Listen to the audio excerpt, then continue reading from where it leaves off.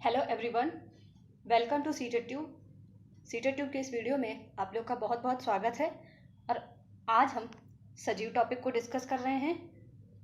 पिछला वीडियो जो है इस टॉपिक से रिलेटेड पार्ट 1, उसको आप देखिए कि मैंने पिछले वीडियो में क्या क्या कवर किया हुआ है। तो वहाँ पर हमने समझा है सजीव क्या होता है और उन्हें किन चीज़ की आवश्यकता होती है या वो ऐसी कौन सी क्रियाएँ करते हैं। तो उनको भोजन की आवश्यकता होती है, उनमें श्वसन की क्रिया होती है, उत्सर्जन होता है, वे उद्दीपन के प्रति अनुक्रिया प्रदर्शित करते हैं। सजीवों में मुख्यतः 5 प्रकार की इंद्रियां होती हैं और कुछ जानवर किस तरीके से अपनी इंद्रियों का प्रयोग करते हैं उन सभी को वहाँ पे मैंने डिस्कस किया है। आज हम इस टॉपिक से स्टार्ट कर रहे हैं इस वीडियो को। सजीवों में गति किस तरीके से होती है या उनमें ऐसी क्या विशेषताएं पाई जाती हैं जिससे वो गति करते हैं। चलिए शुरू करते हैं आज की वीडियो को। जंतुओं में गति दिखाई देती है। सभी का अपना अपना चलने का ढंग होता है। जो भी जीव जंतु हैं उनमें अपना चलने का एक ढंग होता है। जैसे मनुष्य है, शेर, कुत्ता, बिल्ली, तो इन सब का अपना अपना तरीका है चलने का। उनमें जो गति है उनका अपना अपना ढंग है। इनमें गति के लिए अस्थियों में अलग अलग संधियां होती हैं। पहले हम संधियों को जान लें कि संधियां क्या हैं। वह स्थान जहाँ पर 2 या 2 से अधिक अस्थियां आपस में जुड़ती हैं उस स्थान को हम संधि कहते हैं। अब हम पहले डिस्कस करेंगे कि मनुष्य में ऐसी कौन सी संधियां पाई जाती हैं, तो उसको हम अगली स्लाइड में आप डिस्कस करेंगे। तो जो पहली संधि है यहाँ पे उसका नाम है कंदुकखलिका संधि। ये जो संधि है ये सभी दिशाओं में गति करने में सहायक होती है।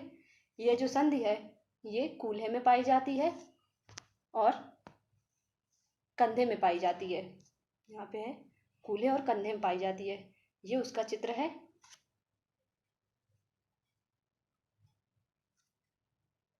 अगली संधि जो है उसका नाम है हिंज या कब्जा संधि, इसको इस नाम से जानते हैं। इस प्रकार की संधि में एक ही दिशा में गति होती है। यह संधि कुहनी एवं घुटने में पाई जाती है। ये चित्र है इसका।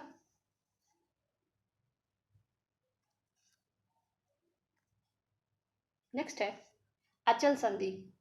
ये जो जैसे कि नाम ही है इसका अचल, तो इसमें कोई गति नहीं होती है, तो इमूवेबल ज्वाइंट है ये। इस प्रकार की संधि में कोई गति नहीं होती। यह हमारे सिर में पाई जाती हैं। इसका ये फिगर है।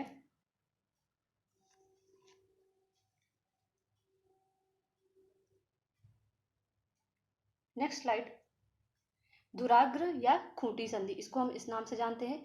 या तो पूछेगा खूंटी संधि या तो पूछेगा धुराग्र संधि।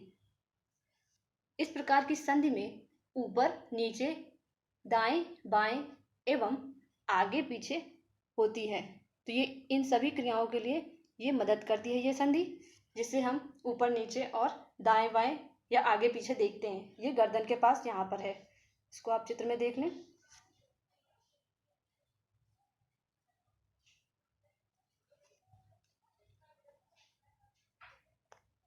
अब हम कुछ जानवरों के बारे में बात करते हैं कि उनमें किस तरीके से गति होती है। तो पहले हम यहाँ पे उल्लू उल्लू का दिया हुआ है, तो उल्लू में किस तरीके से होती है। तो उसमें सबसे ज़्यादा उसकी विशेषता क्या है कि जो उल्लू है वो काफ़ी हद तक अपनी गर्दन को पीछे घुमा सकता है अन्य पक्षियों की अपेक्षा। अब हम बात करते हैं केचुआ की। तो केचुआ जो रेंगता है तो वो गति करता है। अब उसमें गति किस तरीके से होती है। केचुए में जो पेशियां होती हैं, पेशियां और उसमें जो सूख है, सूख की मदद से वो रेंगता है।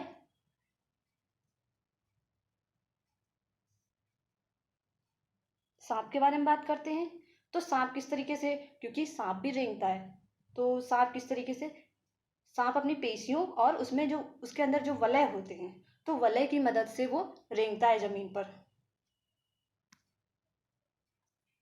नेक्स्ट पॉइंट है शुतुरमुर्ग। तो शुतुरमुर्ग किस तरीके से गति करता है। देखिए, जैसे शुतुरमुर्ग हो गया, एमू है, तो ये पक्षी बड़े आकार के होते हैं एक तो, लेकिन ये उड़ नहीं सकते, पर ये तेज गति से दौड़ सकते हैं। तो ये दौड़ के, इनमें दौड़ते हैं तो गति करते हैं। मछली है तो मछली किस तरीके से गति करती है, उसका शरीर इस तरीके से बना है कि वो उसका धारा रेखीय जो शारीरिक आकृति है उस कारण वो तैरती है। बतख हो गया, तो बतख और मेंढक इन दोनों में पाँच जाल युक्त, उनमें जो उनके पैर होते हैं तो उंगलियां उनकी पाँच जाल युक्त होती हैं, जिसकी वजह से मेंढक और बतख ये पानी में आसानी से तैरते हैं। मेंढक जो है वो तो फुदकता भी है।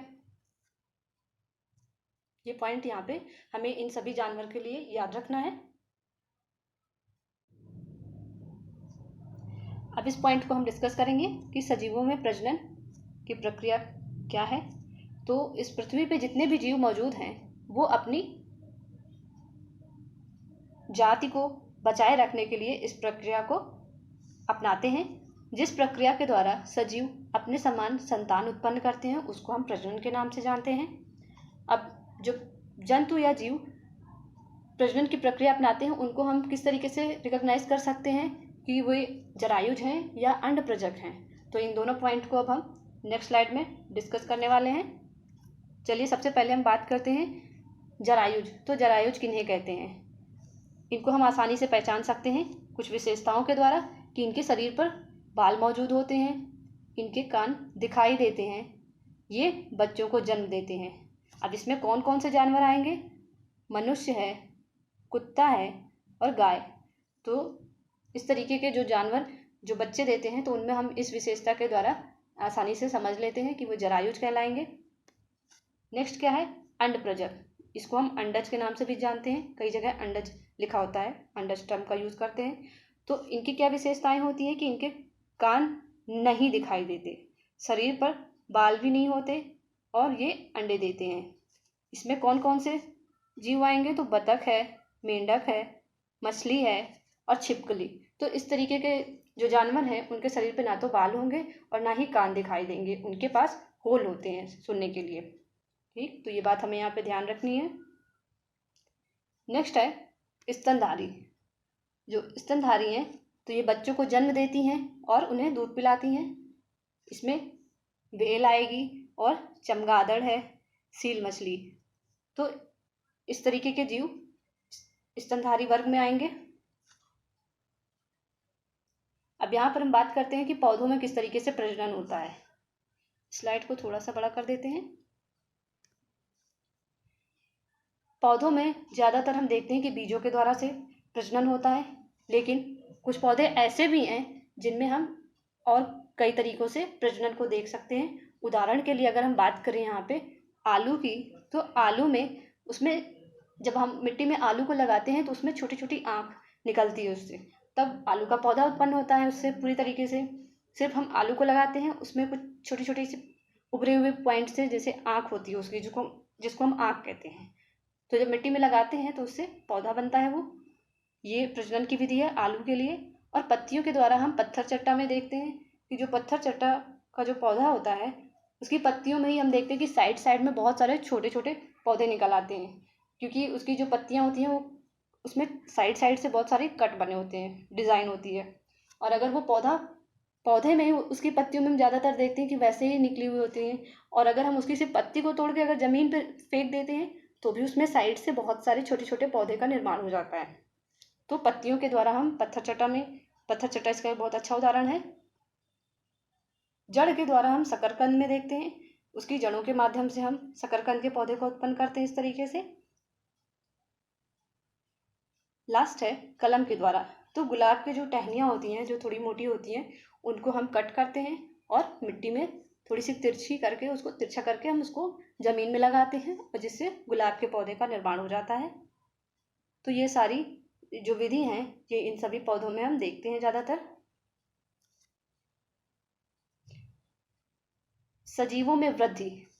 तो जो भी सजीव वस्तु हैं उनमें वृद्धि अवश्य होती है, इनकी मृत्यु भी होती है, क्योंकि इस पृथ्वी में जो भी जीव मौजूद हैं चाहे स्थल में हो चाहे जल में हो वो उनकी मृत्यु निश्चित है। अब हम कुछ क्वेश्चन आंसर को डिस्कस कर लेते हैं। पार्ट 1 में जो भी टॉपिक कवर किया मैंने उसको मैंने इस पार्ट 2 में भी उससे रिलेटेड क्वेश्चन को यहाँ पे रखा है। तो चलते हैं प्रैक्टिस करते हैं इन सभी क्वेश्चन पे। एक वयस्क मनुष्य 1 मिनट में कितनी बार सांस लेता है एवं छोड़ता है? तो ऑप्शन फर्स्ट क्या कहता है? 75 बार। ऑप्शन 2 25 बार। ऑप्शन 3 15 से 18 बार। ऑप्शन 4 10 से 12। तो इसका जो करेक्ट आंसर है वो है 15 से 18 बार। ये चीज़ हमें याद रखनी है, ये क्वेश्चन पूछा गया है सीटेट के एग्जाम में।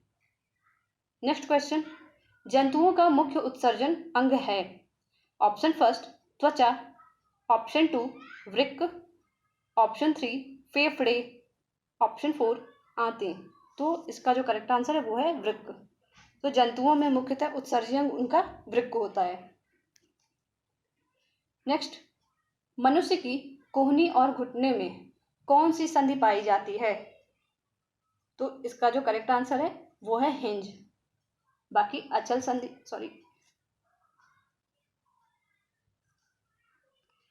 बाकी जो अचल संधि है ये हमारे गर्दन में पाई जाती है, क्योंकि इनमें सिर में पाई जाती है, इसमें कोई गति नहीं होती है। और धुराग्र जो है ये सिर एवं गर्दन में पाई जाती है। कंदुक खल्लिका क्या है? ये संधि हमारे कूल्हे और कंधे में पाई जाती है। इस चीज़ को याद रखना है। और इस क्वेश्चन का जो करेक्ट आंसर है वो है ऑप्शन नंबर 2 हिंज। बढ़ते हैं नेक्स्ट क्वेश्चन की ओर। निम्नलिखित में से किस पौधे में पत्तियों के द्वारा प्रजनन होता है? तो अभी हमने पिछले टेबल में ही डिस्कस किया था। तो इसका जो करेक्ट आंसर है वो है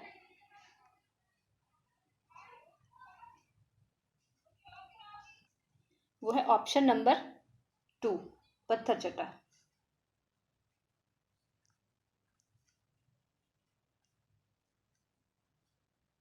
ये इसका करेक्ट आंसर है। नेक्स्ट क्वेश्चन, छिपकली में श्वसन अंग है? ऑप्शन फर्स्ट त्वचा। ऑप्शन 2 फेफड़े। ऑप्शन 3 वातक। Option 4 gills. तो छिपकली का जो श्वसन अंग है वो इसके फेफड़े होते हैं। तो फेफड़े के द्वारा कौन कौन से जानवर श्वसन मतलब फेफड़ा किन जानवरों का श्वसन अंग है तो उसको भी हम एक बार समझ लेते हैं। जैसे मनुष्य हो गया, और छिपकली तो है ही है इसमें, शेर, गाय, सांप। तो ये सारी चीज़ें और पंक्षी जो भी पंक्षी आए वो सभी फेफड़ा ही उनका श्वसन अंग है। तो ऑप्शन नंबर 2 इसका करेक्ट आंसर है। नेक्स्ट क्वेश्चन, निम्न में से कौन सी वस्तु सजीव नहीं है? ऑप्शन फर्स्ट वृक्ष। ऑप्शन 2 फूल। Option 3 mushroom. ऑप्शन 4 बादल। तो जो बादल है ऑप्शन नंबर 4 ये इसका सजीव नहीं है। तो ऑप्शन नंबर 4 इसका करेक्ट आंसर है।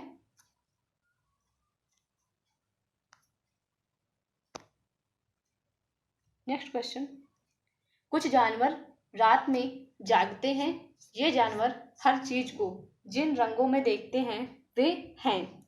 ऑप्शन फर्स्ट बैगनी और नीला, हरा और पीला रंग, लाल और संतरी, काला और सफेद।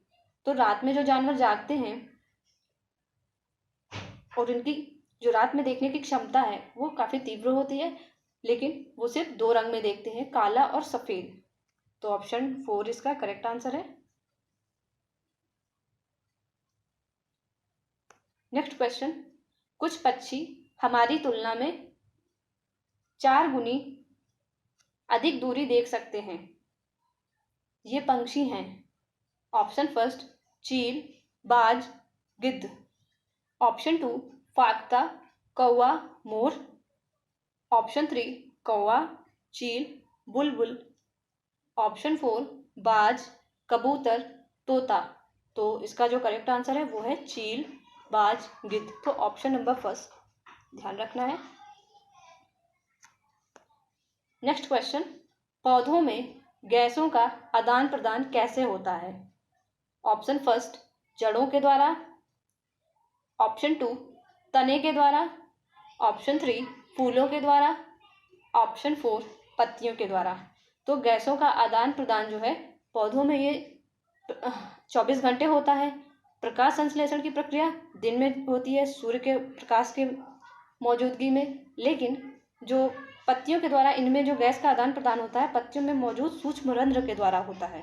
तो ऑप्शन 4 इसका करेक्ट आंसर है।